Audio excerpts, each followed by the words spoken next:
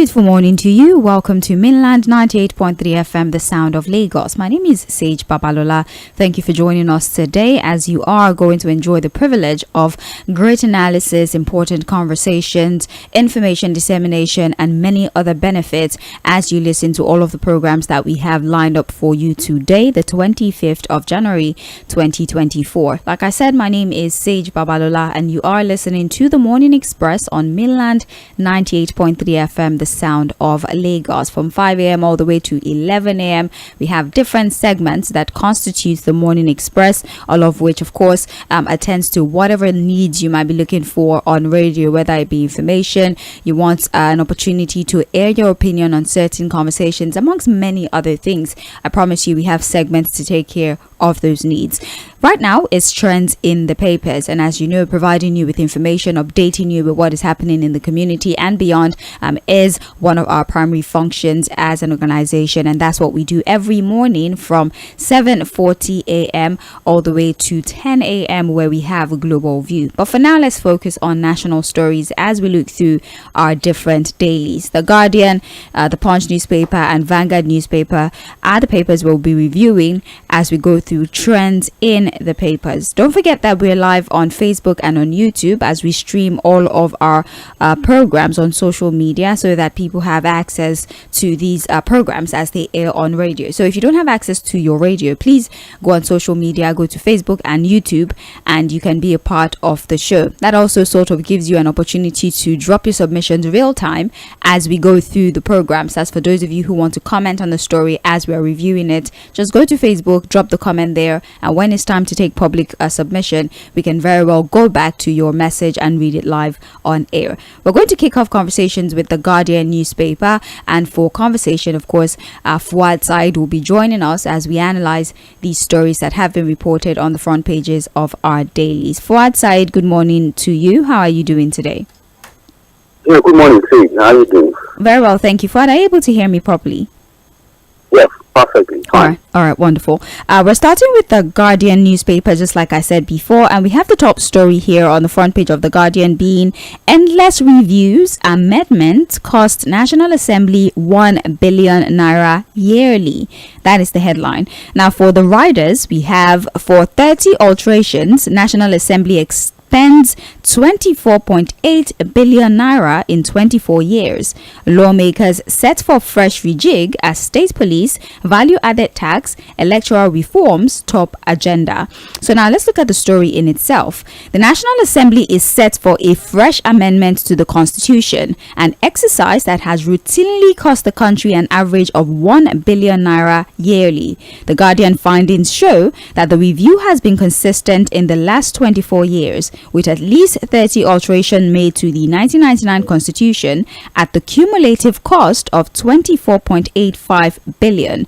And in line with the tradition, both the Senate and House of Representatives will next week resume further amendments to the Constitution with emphasis on state policing, value-added tax, and electoral reform. So far, this is a conversation on the endeavor of the National Assembly to adjust or amend the 1999 Constitution. For 24 years, they've been able to successfully make at least 30 alterations to the Constitution at the cost of over 24 billion naira in those 24 years. And they're going to continue with that endeavor when they resume from their 3 weeks holiday. And their focus is going to be on security, the collection of taxes, amongst other things. So, Fuad, we know that there have been issues with the Constitution and the reviewing of the Constitution. For example, this report is highlighting that state policing, for example, and the problem of resource control, for some reason they've not been able to come up with a definite plan as to what to adjust regarding those two issues. But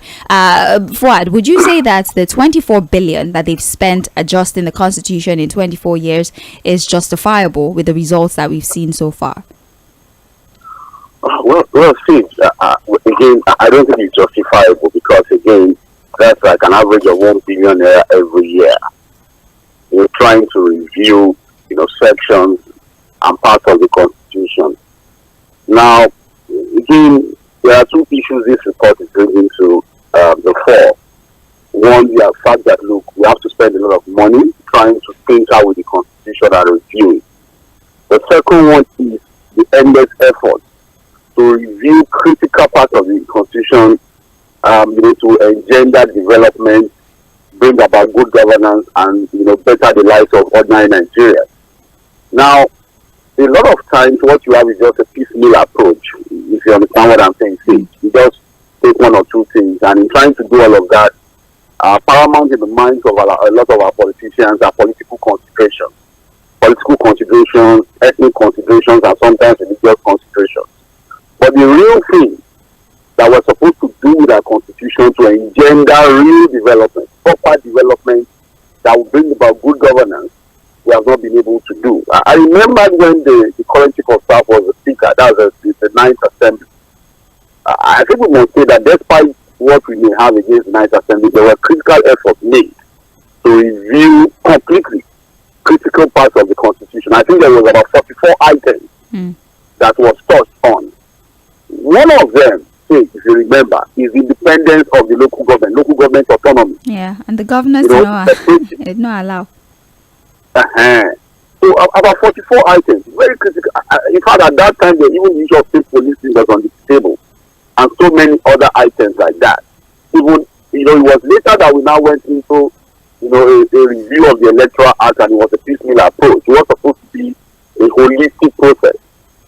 And the way the Constitution is structured, that's the reason why we have to spend this amount of money. The processes of even initiating the PA, begin to committee hearings, speeches from the first reading to the second reading, joint speaking before it's now passed, and then it now goes back to the state. And according to the Constitution, for you to review any part of the Constitution, at least 24 states out of the 36, two-third majority, which is about two-third majority of the states, must also agree. And so that's why, for example, when it came to, for example, the independence of the what's it called, judiciary, the local government, it was at that level that everything went south. You understand? So we continue to spend this money, but I think that until we have serious commitment to ensuring that critical things within the Constitution that is supposed to bring about good governance and development to the people, it is the focus of our legislators will not get anything done. And that's why people are calling for all manner of things that are not known to the Constitution, because they say the National Assembly, it is not wired, it's not intentional about fixing some of these issues when it comes to constitutional review. And so you begin to hear people talking about sovereign national conference. Look, from 1999 till date, we've had about two. There was one that we had during the Obasanjo regime. There was one under Jonathan. And all of the recommendations in the two constitutions are still gathering dust somewhere. Nobody's talking about them. That's why people think, well, if we decide to do that again, it may just be another waste of resources and time. But again, it is what it is. I think this report again is to get Nigerians thinking that on the average, in trying to tinker with our constitution, we spend about 1 billion naira every year. What has been the result in 24 years? Because there's no way you touch on critical aspects of our constitution that it will not translate to good governance for the people. Have we seen good governance in the last 24 years? That's a big question. Well, when they resume from their break, the amendments that they're going to focus on include the state policing, right? That's mostly devolution of power. The value-added tax, if you remember, they're trying to consolidate it such that the FIRS would be the primary collector of these taxes rather than the multiplicity of taxes that we have people paying. And also more electoral reforms are going to come up so we can have seamless elections. So those are the three major adjustments that they're going to work on when they resume. Yes. For electoral reforms, for example, you see, if we decide we're going to go the line of piecemeal strategy, or we're just watching one or two things or two, three things, I know if you look at the reforms to the Electoral Act that we've done, review to the Electoral Act, you see that our politicians deliberately wait when the elections are very close. So it becomes a rush process, just rushing through. At the end of the day, when we rush things through, it creates room and lacuna. And then you get to court, you begin to see court pronouncements that now begin to surprise the people.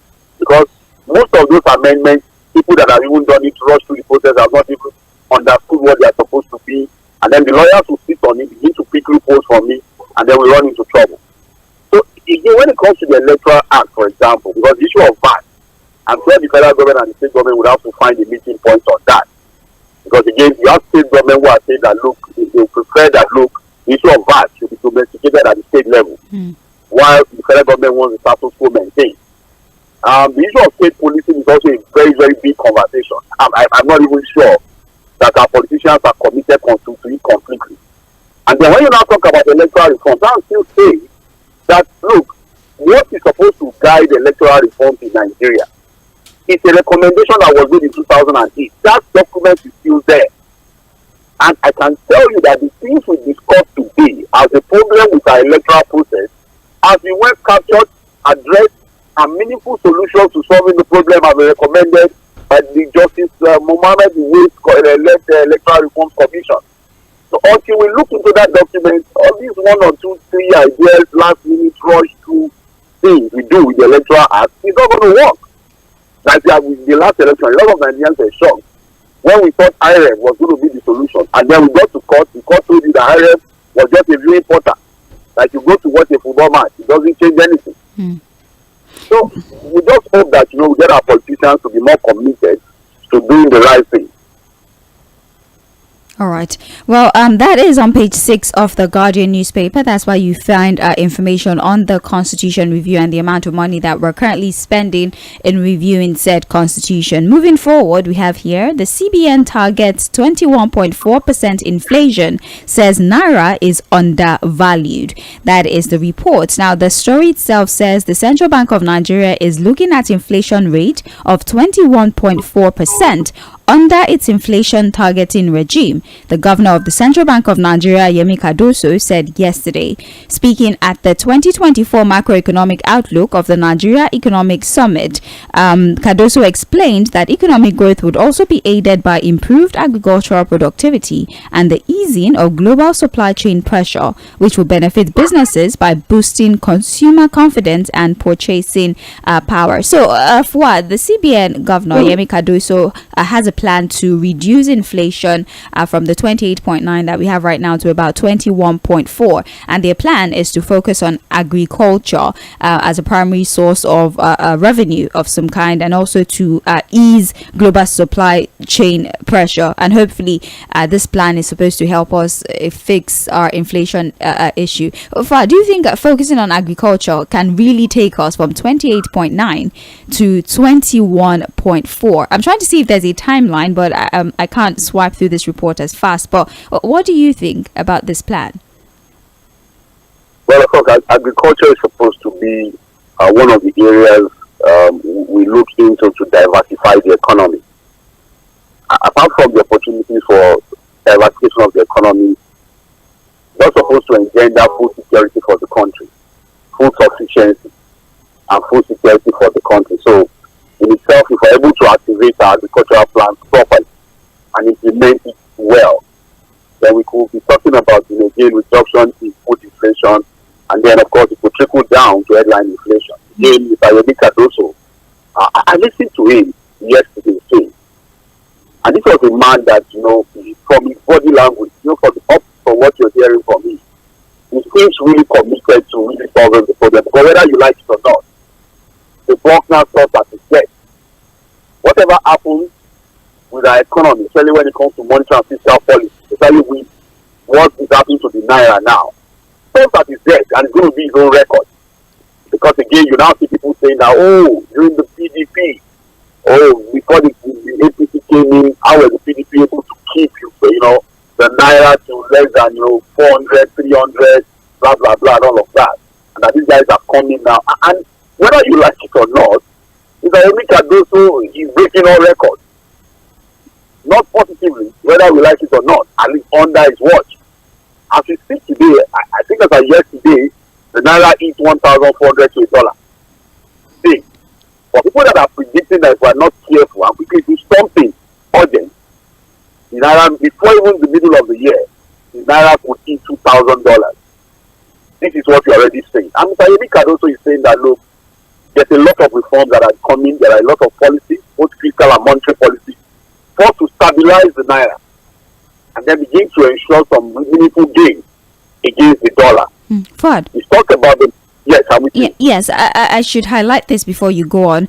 He's Yeah, also that's saying right, that there would be some sort of moderation in the pump price of PMS once all of the refineries, both the government and private-owned refineries, once they become operational fully, that we should expect a reduction in the price of PMS, and that's also going to be some sort of factor, for the reduction in inflation figures. Yes, of course, yes. Like I said, look, I listened to him, and these are very good plans in the books. Theoretically, these are plans that you think, okay, yes, we are able to do all of this. But where's the commitment to doing it?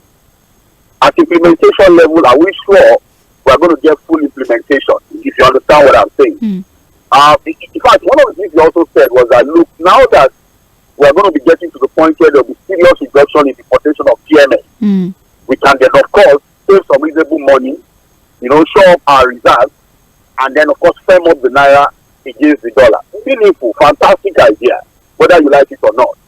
You understand what I'm saying? So, these are plans, unfortunately, that cannot happen overnight. So, that's the problem. So, while we are working towards what can be a sustainable plan for the economy, there's a need for short-term solutions to this problem. Because we cannot continue to deal with this, complete crash of the naira against the dollar. You understand what I'm saying? He said a whole lot that time cannot permit us to touch on. But like I said, hearing him speak, you see a man that understands that, look, there's a lot that he needs to quickly do because of, the glowing attributes to him, his record, his TV, his understanding of the economy. And I'm sure he's also under serious pressure from the president to fix some of these problems. But again, we wait to see that, how these plans will all work out. He's talking about 21.something% inflation. I think we are at around 29%. 28.9, yes. 28.9, just about 29% inflation. Yeah. He's talking about dropping it to about 21.4%. Yeah. 21.4%. So, but you know what things? Economists have said it, people that should not have said it. And I think there's a general consensus among Nigerians that, look, Mr. Cardoso can speak all of the grammar in the world, come up with all of the financial technicalities in the world. To an average Nigerian, all of those things will really make sense. When they go to the market, things become more affordable for them, they have enough money in their pocket, and they discover that the naira is not worthless. You understand what I'm saying? Yeah. And then we begin to see the naira firm up against the dollar. People have said that, look, now that we are at about 1,004 in the parallel market, officially we are still moving around 900, 1,000 to a dollar. Can we get back to the period? Therefore, for example, the naira would exchange for like 500 naira to a dollar. People have said it is possible, but it's going to require serious commitment, intentional effort, and commitment on the part of our leaders to solving the problem. But we'll just have to wait. I think we just have to find a way to give Mr. Cardoso a chance to see whether it's going to come up with the magical idea to resolving all of these crises we have at this time. Right, you're still listening to Trends in the Papers on Mainland 98.3 FM, the sound of Lagos. My name is Sage Babalola. Please do well to join us on social media, specifically Facebook and YouTube, where we're streaming the program live. You can join us and participate on the program. Remember, I told you that you have the opportunity to drop your submission in real time. That is, as we're reviewing each headline, you can use the Facebook platform to drop your thoughts on this particular headline, so that when we start taking public opinion, we can go back and read the messages that you had dropped earlier in the show. I'm talking to Fuhad Saheed, and we're both looking at the Guardian newspaper. This is Mainland 98.3 FM. My name is Sage Babalola. Now, moving forward, we have here Ayedatiwa gears up for Guba race, nominates Akeredolu's kinsman as deputy. The rider, Ondo Assembly to screen Adelami for deputy governor today. Ayedatiwa appoints new SSG, COP, Ondo Judicial Workers Bull sacked commissioner. Yoruba Progressive Forum urges Southern governors to immortalize Akeredolu. Now, barely a month after the death of former Ondo State Governor Rotimi Akeredolu, Governor Lucky Ayedatiwa yesterday took full charge of the power levers when he dissolved with immediate effect the cabinet and all aides appointed by his predecessor. Ayedatiwa, however, nominated Akeredolu's kinsman Olaide Adelami, an Owo indigene and ex-deputy clerk, to the National Assembly as his deputy. The reshuffling, certain to cause some disruption in the political calculus of the state, gearing for the governorship election in November 2024, is coming 48 hours after he declared that the seat he's presently occupying is not vacant. Fuad Aiyedatiwa has been making moves, a lot of moves that experts are saying it's probably some sort of plan for the forthcoming governorship election. Now, the members that were sacked and the dissolution, a lot of people are saying it was expected, especially with the power tussle that happened with Aiyedatiwa and the late Akeredolu and his loyalists as well. So I guess what I'm driving at really is this step or this plan that has been enacted by Aiyedatiwa. Do you think it's going to be advantageous to his political bid? Because I would like to believe that he would like to run for governor in the November election. Do you think he has made the right decision with his dissolution of the State Executive Council?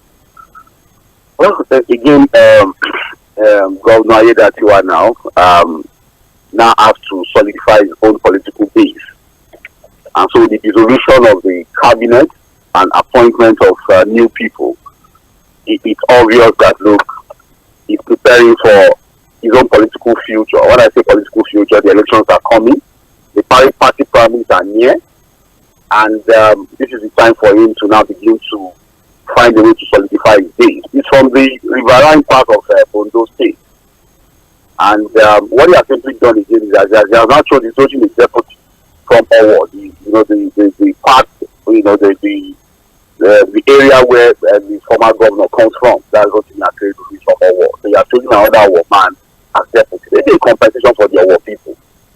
But the reality is that, look, no matter what he does, choosing cabinet and all of that, I think the politics is able to play within the APC will determine whether it's going to retain the seat as governor after the elections in November this year, if you understand what I'm saying. Because ultimately it's going to be about his ability and capacity to win the ticket of the APC, to push him as their candidate for the next election. A lot of people are jockeying for his position. It's a long list of aspirants as we speak.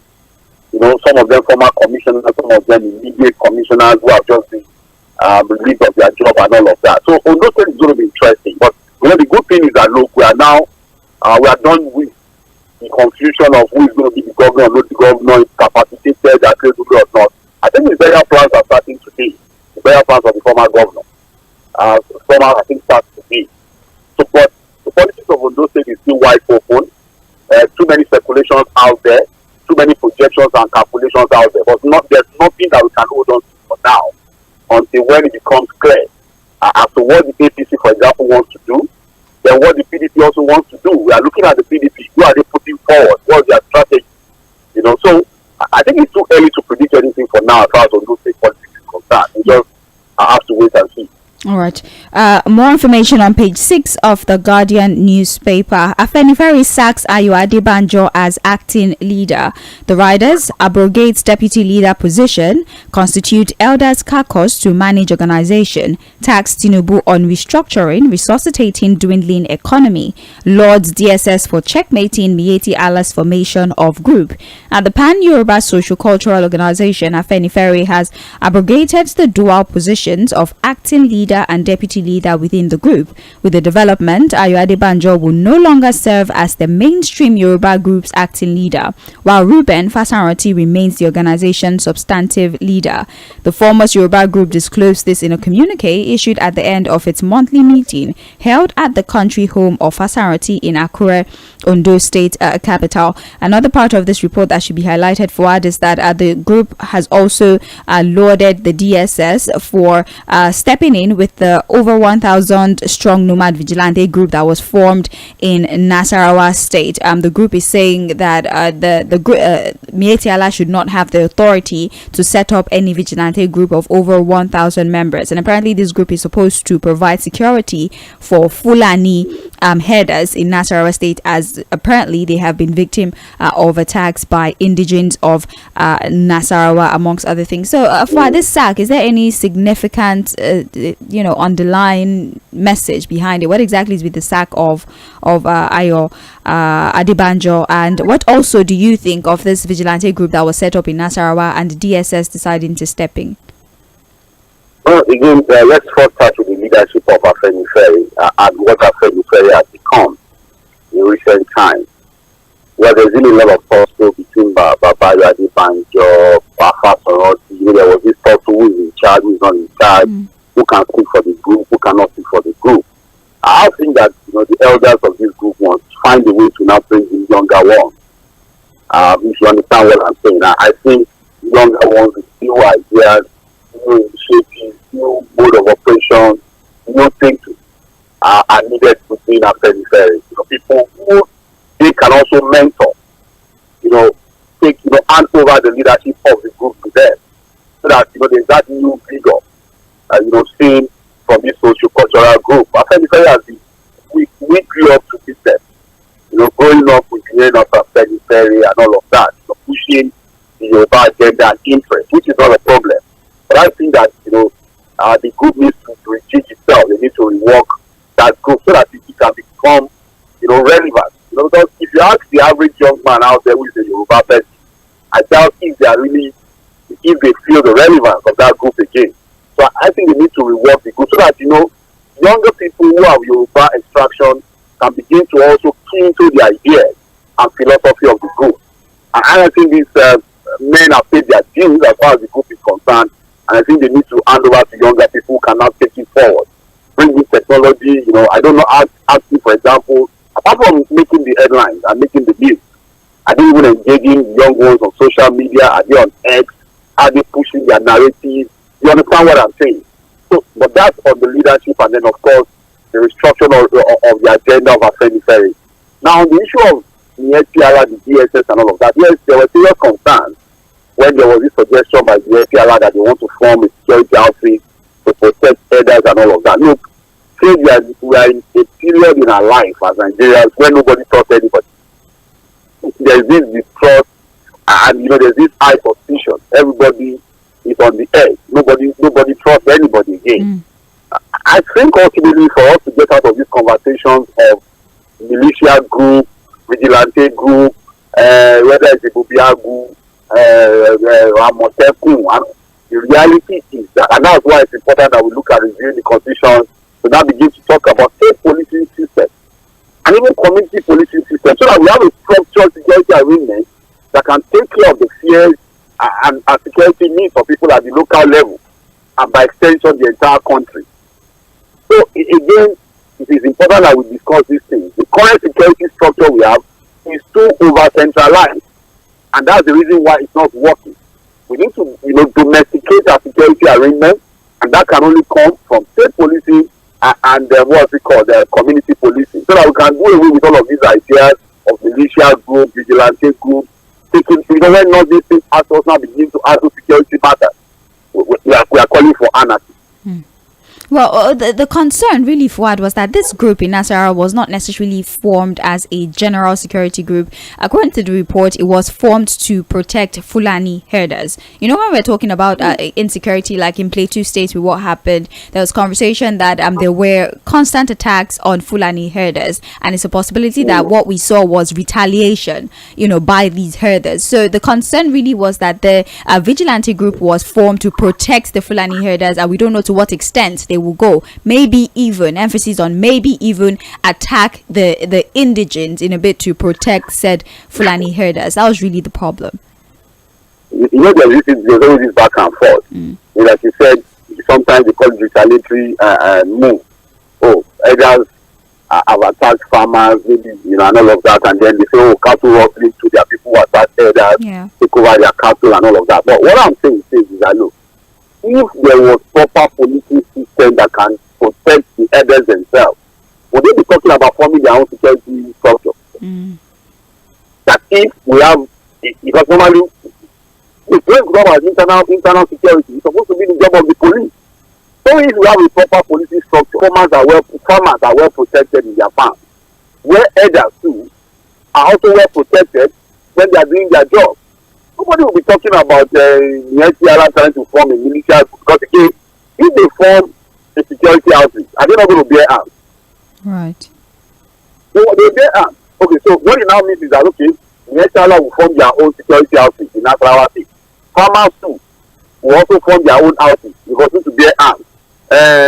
People who are also doing, so everybody doing any kind of business who is threatened will also go and form his own security and give their people. And what are we calling for? We are calling for anarchy. Not even at the time where nobody trusts anybody. And that's why we are saying that, look, instead of looking at all of this, we need that confused approach to solving our security problem. Can we address the real issue, which is the fact that, look, the current security structure of the country is over-centralized and it's not working as far as securing Nigerians. We need to break it down, bring it down to the local level. Page 5 of the Guardian newspaper has full details of the story. Now we're moving to page 4 that reads, Abubakar Shettima prefers solutions to insecurity. The writer, Abubakar, says security in the north will will spread to south. Shettima urges Nigerians to be united against menace. Now, dignitaries at a forum organized by the coalition of northern groups in Abuja have advocated a multi-dimensional approach to end insecurity in the country. Former military head of state, General Abdulsalam Abubakar, said it was more urgent than before for all Nigerians to unite to tackle insecurity in the country, particularly in the north. His plans are investing in education and economic development, which he believes can address the root causes and ultimately fostering long-term stability. Also, synergy among the security agencies, the state and federal authority, is key to effectively combating terrorism, kidnapping, and banditry. So those were some of the solutions that were preferred. It says, first things first, let's deal with the problem of education that we have in the country. Also, there should be synergy between the security operatives, an open line of communication between them, and those are one of the ways that we can tackle this issue of insecurity that we have in the country. And if the north is safe to a large extent, obviously this safety would extend to the south as well. What are your thoughts, Fuad? Yes, I think brilliant idea, beautiful idea. People have said that, look, you can't have this level of poverty in the country and not expect to have this widespread level of insecurity. Whether you like it or not, poverty and illiteracy are the breeding grounds for all these kinds of things. Because what people look at is this: look, I can't function properly within the society. Oh, I can't meet up with my life is not I can't even integrate into society. I'm not educated. There's no means of income for me to be able to survive. My aspirations in life cannot be met. You know what they do? They just go to the trenches to join the gangs. And basically, for people who have joined most of these gangs, it's just about the fact that, look, you are out there. What are you able to do with yourself? You come in here, there's the chances that, look, after we do one or two criminal acts, you're able to make this amount of money and take care of yourself.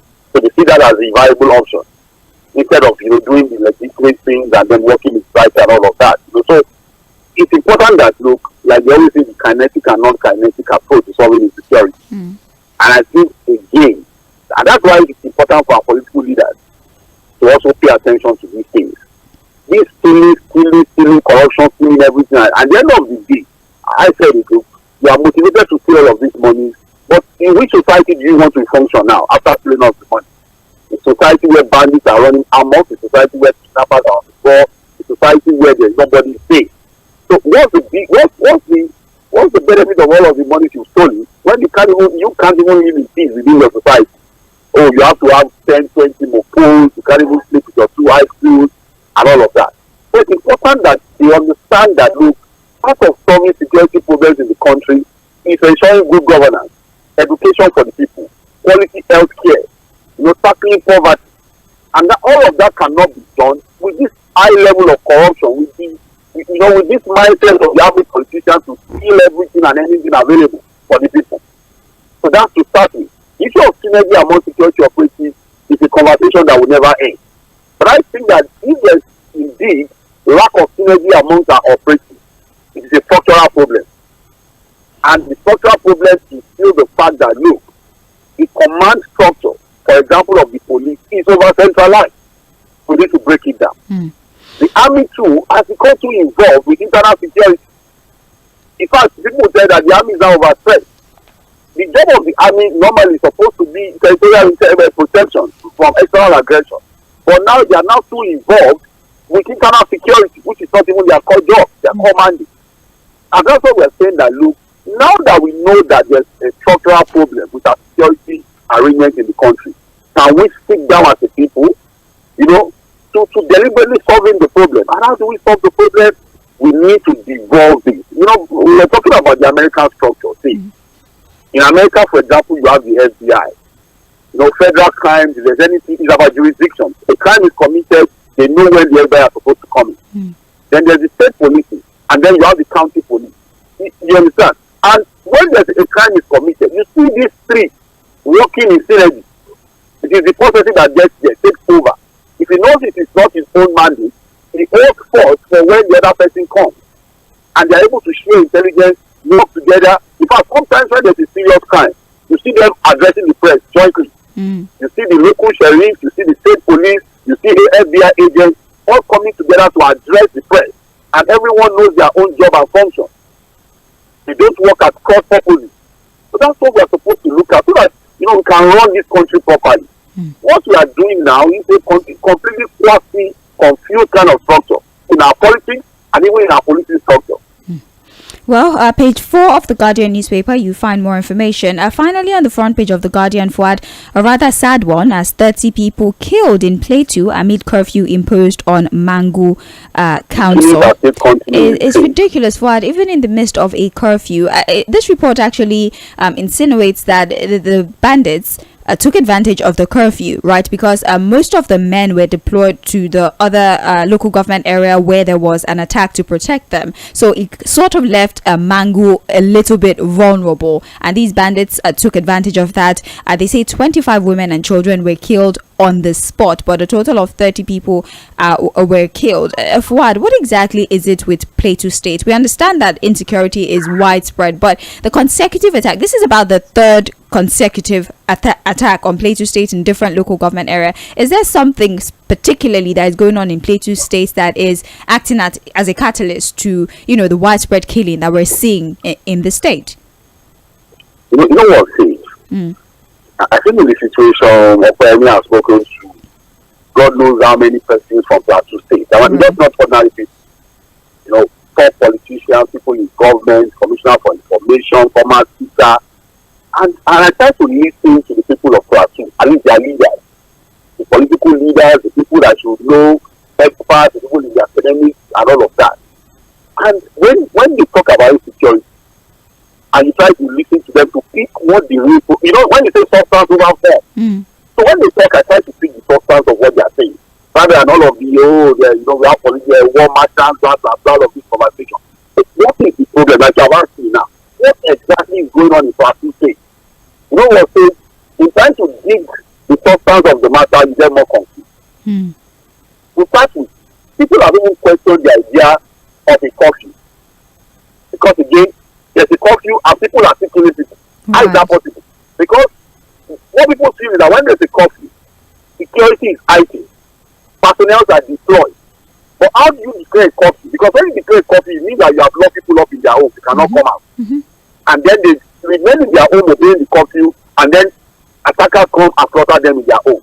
So does the curfew make sense at the end of the day?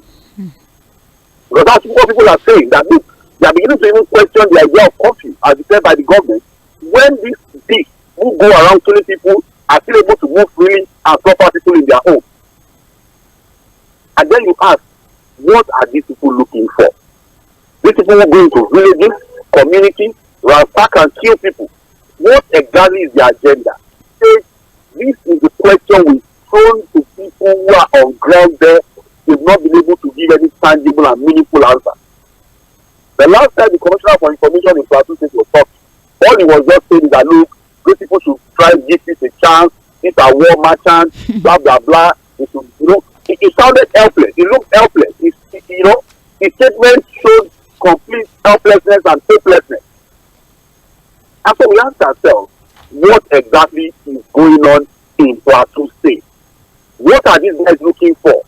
Some people have said it's elders farmer crashes. Some people have said that, look, it's about illegal mining. That there are people who take over people's land because there are mining opportunities on those lands and are the ones funding this insecurity. There are people who have said that, look, there are some locals who have sold their land to some people who now want to reclaim the land. Like I said, there are too many things out there and it's completely confusing. But I think what we should be talking about is that, look, the government has a responsibility to protect the people, no matter what the issue is. And as it is, with the issue of Plateau State, the government is failing and has failed its responsibility to protect the people. Very unfortunate. Page 3 of the Guardian newspaper, you get more information about that particular story. This is Trends in the Papers on Mainland 98.3 FM, the sound of Lagos. We just went through the Guardian newspaper and now we are about to segue to the Punch newspaper. Our top story reported on the front page of the Punch: Forex scandal, EFCC probes $347 billion funds, summon foreign firms. The riders, industrial companies, banks get lion's share under Emefiele. Social services receive least forest allocation. Anti-corruption agency deepens forex scandal probe. Detectives may grill 5 foreign companies next week. Now, the Economic and Financial Crimes Commission is investigating at least $347 billion allocated to companies in Nigeria between January of 2014 and June of 2023, according to findings by the Punch.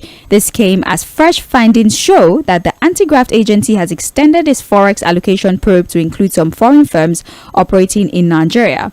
The Central Bank of Nigeria data, as analyzed by the Punch on Wednesday, has revealed that local and foreign companies in Nigeria got at least $347.49 billion from the Apex Bank to service their foreign exchange needs and obligation within the 10-year period. For to spare us the, I don't want to say agony of going through this report and all the many discrepancies, right? So basically, we're saying that under Emefiele, according to the report, we have some foreign firms who allegedly were granted, forex to run their operation, which sort of like takes us back to the question of where is all of our forex? Well, it seems we might get an answer to this after the EFCC grills 5 of the foreign firms who apparently just have, access to forex, and it became unavailable to the general public. This is going to probably heighten Emefiele's case in the court of law, but we can't talk about that. But then, Fuad, like I said, we might get an answer to the question, where is all of our forex at the end of this probe?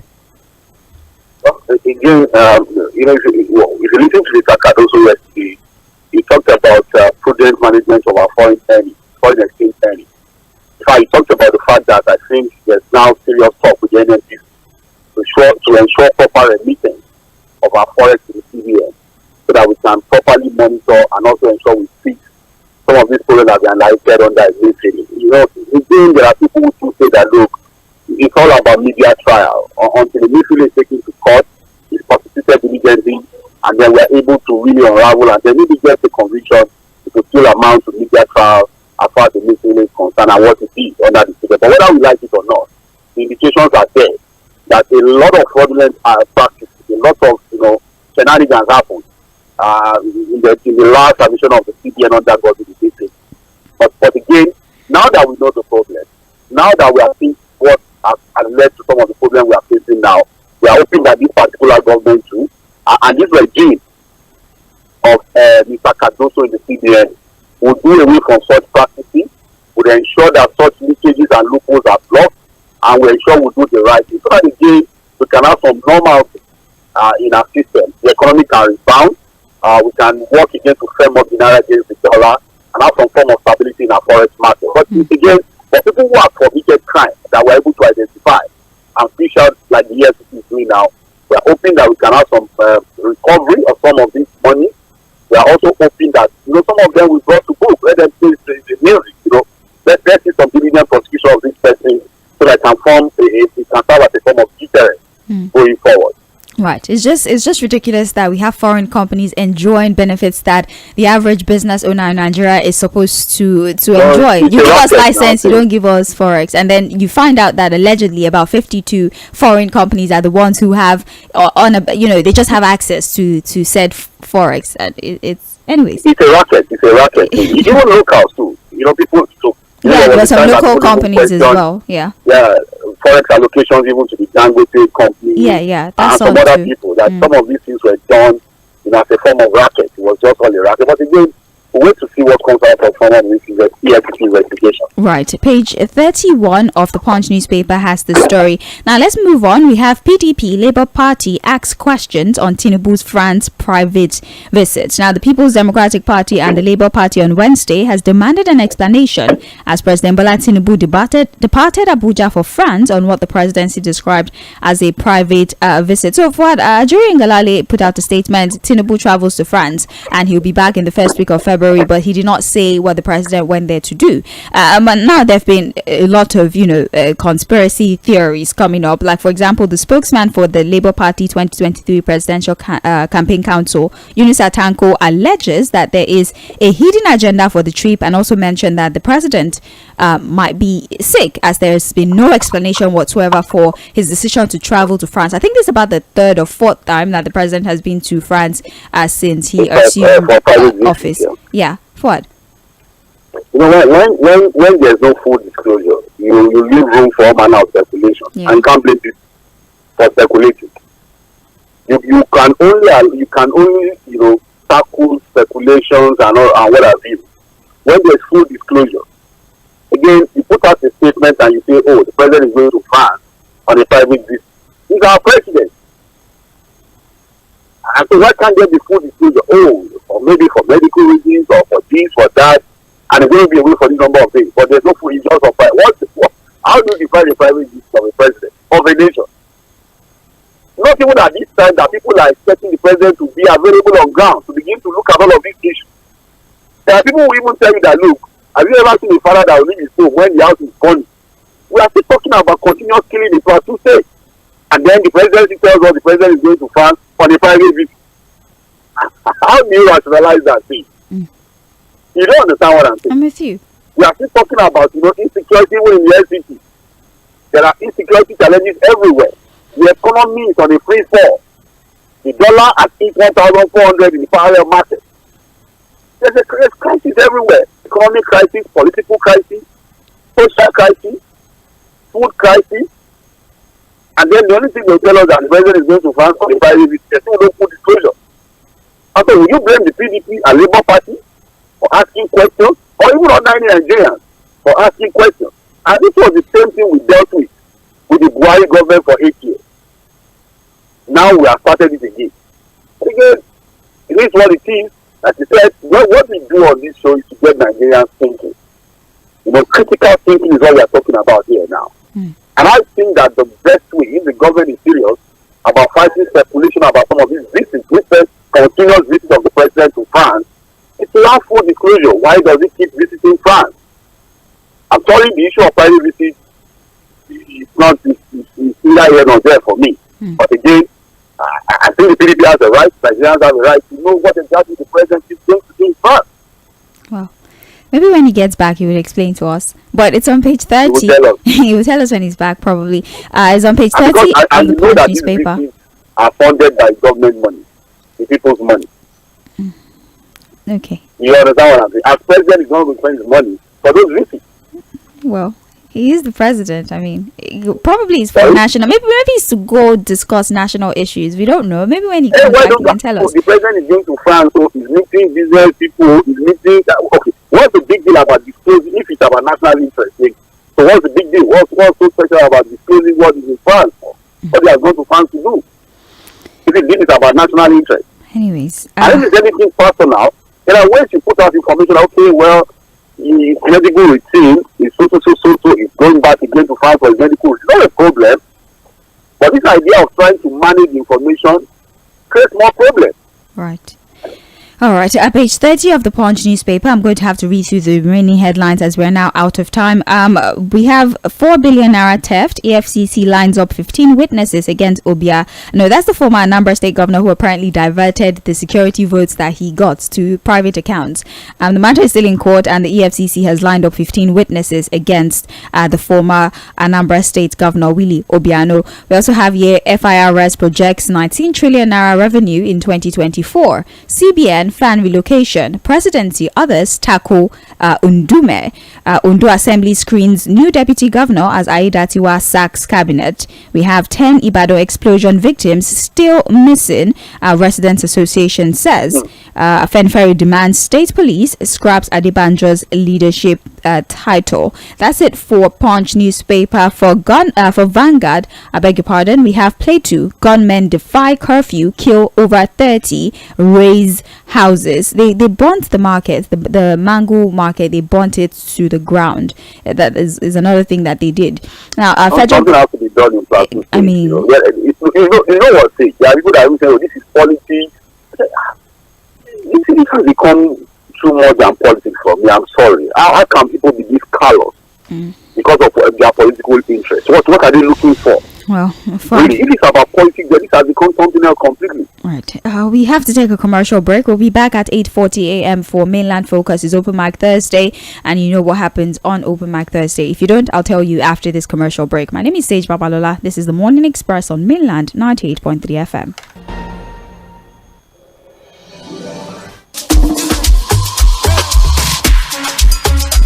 Yo, Nigeria, wake up. They say make hay while the sun shines, so it's wise to link your NIN to your Airtel line ASAP. Big Brother isn't watching your phone calls, but the NIN police are, so don't be the housemate voted out of your network.